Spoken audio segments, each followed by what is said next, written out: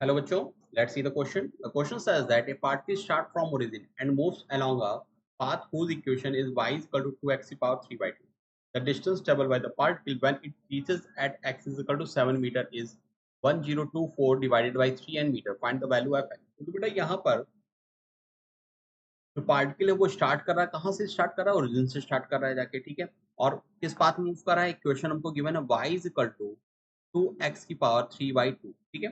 तो बच्चा अगर हम लोग इसको y के रिस्पेक्ट मतलब dy ओवर dx की वैल्यू को कैलकुलेट करेंगे तो रिजल्ट क्या आएगा? 2x nx की पावर n माइनस 1 यानी x की पावर 1 बाई 2 इंटू dx आ गया जाके। तो बच्चा यहाँ से dy की जो वैल्यू आ रही है बेटा वो क्या बन जा रही है जाके? दैट इज 3x की पावर 1 बाई 2 इंटू dx के इक्वल आ गई जाके, ठीक है। अब हमको कह रहा है distance travelled by the particle. तो बेटा ये y का distance as a function of x है, तो यहाँ पर जो डिस्टेंस की वैल्यू होगी जैसे आपको मालूम है जो पोजीशन वेक्टर होता है बेटा वो क्या होता है? r is equal to x i cap plus का वाई जे कैप। तो इसका बेटा जो मॉड ऑफ r होगा वो बेटा क्या होगा? Under root x square plus y square होगा। तो यहाँ पर y और s मतलब x के रिस्पेक्ट में जो फंक्शन का डिस्प्लेसमेंट यानी जो डिस्टेंस कवर होगा बेटा वो क्या होगा? अंडर रूट dx का स्क्वायर प्लस dy का स्क्वायर हो जाएगा जाके। तो बेटा यहाँ पर अगर हम ds की वैल्यू को देखें तो dx का स्क्वायर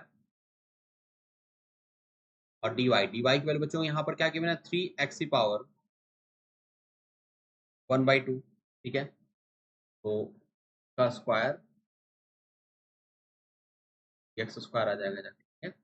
बच्चा यहाँ से देखिए जो रिजल्ट बनेगा जाके वो क्या बनेगा जाके, और ये किस में होगा? स्क्वायर रूट में होगा जाके, ठीक।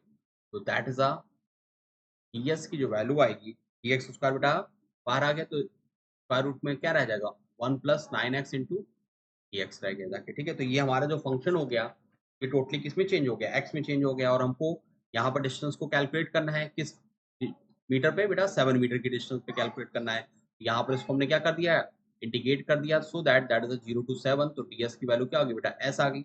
और इसको कैलकुलेट करने पर यानी कि इसका जो रिजल्ट आएगा 1 प्लस 9x की power 3 by 2 divided by that is 9 into 3 by 2 और लिमिट क्या है बेटा? दैट इज 0 टू 7, ठीक है। तो बच्चा यहाँ से जो रिजल्ट आएगा वो क्या बन जाएगा? s is equal to 2/27 into 1 plus 9x की पावर 3/2। तो यहाँ से इसको कैलकुलेट करने पर 2/27 और लिमिट बेटा क्या है? 0 टू 7 है जाके। तो यहाँ पर अगर हम इस वैल्यू को प्लेस करते हैं, ठीक है, बेसिकली देखो बेटा क्या आएगा जाके? 1 प्लस 9x, एक्स की वैल्यू क्या? 7 यानी कि 64 की पावर 3/2। अच्छा यहाँ से जो रिजल्ट आएगा 2/27 इंटू 64 के बाद 3/2 दैट इज इक्वल टू 512 यानी कि 1024 डिवाइडेड बाई 27। तो बच्चा यहाँ से जो रिजल्ट आएगा 1024 और यहाँ पर देखो बच्चों यहाँ पर जो रिजल्ट गिवन है वो क्या गिवन है?